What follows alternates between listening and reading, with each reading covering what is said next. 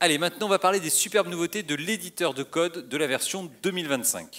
Et la première nouveauté, c'est la fluidité de l'éditeur de code, quelle que soit la taille de votre code. Regardez, j'ouvre la collection de procédures globales du projet. Elle contient 67 procédures. Je me déplace, c'est fluide.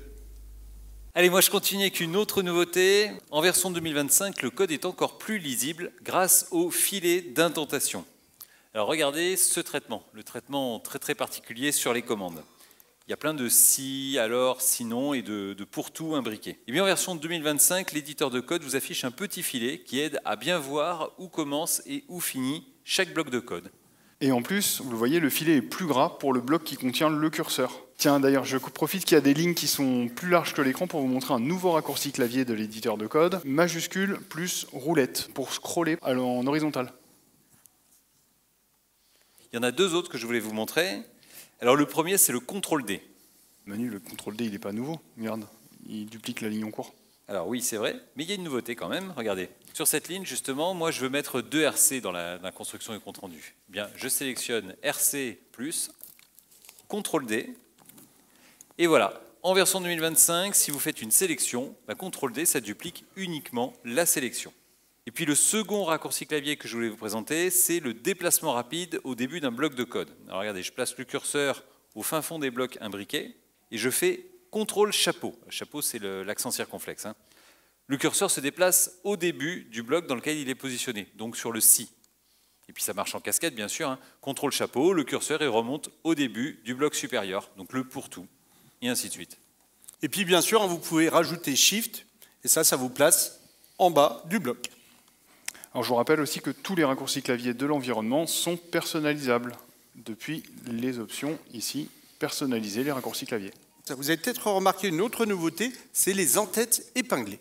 Alors les en-têtes épinglées, vous les voyez ici en haut. Alors l'éditeur de code, il garde épinglé le prototype de la procédure et toutes les lignes en fait qui débutent des blocs de code. Donc ça peut être des pour-tout, des si, des tant-que, des boucles, etc. Comme ça, en un coup d'œil, vous voyez les paramètres, les variables d'itération, les conditions en cours. Vous savez exactement où vous en êtes. Ça, c'est génial. Et vous pouvez paramétrer ces en-têtes épinglées. Alors c'est dans les options de l'éditeur de code, ici, en bas.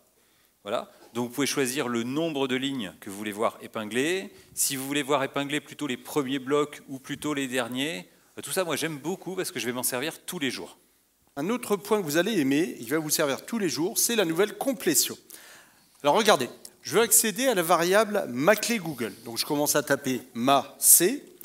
La complétion me propose différents choix. Et c'est nouveau, pour les variables, elle m'indique le type de la variable. Par exemple, ici, ma-clé Google, c'est une variable de type chaîne secrète. Ou encore IP machine en cours, une variable de type chaîne. Et puis pour les fonctions double langage et les procédures, la complétion indique le type renvoyé. Par exemple, netAddressMac, ici, ça renvoie une chaîne. En version 2025, l'assistance à la saisie est encore plus précise. On est tous d'accord, les noms des variables, c'est quand même mieux quand ils sont faciles à lire et faciles à comprendre. Ce que je fais en général, moi, le plus souvent, c'est que je sépare les mots par des underscores. On appelle ça du snake case. Comme ici, nombre de clients ayant acheté la mise à jour. C'est hyper lisible. Moi, je fais plutôt ce qu'on appelle du Pascal case. Regarde, c'est nombre de clients ayant acheté la mise à jour, tout collé, mais avec la première lettre de chaque mot en majuscule.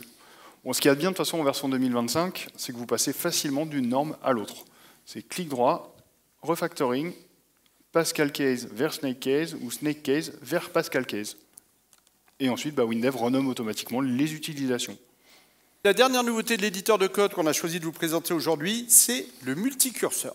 Alors regardez, dans ce traitement, le développeur il a défini des variables. Libellé, description, ID, prix. Pour chaque variable, je veux préciser qu'elle se rapporte à la table produit. Donc ce que je veux faire, c'est préciser les noms des variables. Libellé de produit, description de produit, etc. Et pour ça, je vais utiliser le multicurseur de l'éditeur de code 2025. Donc je me positionne à la fin de libellé. Ensuite, CTRL-ALT, je clique à la fin de description. J'ai un deuxième curseur. CTRL-ALT, je clique à la fin de référence interne. J'ai un troisième curseur. Et puis pareil pour les autres.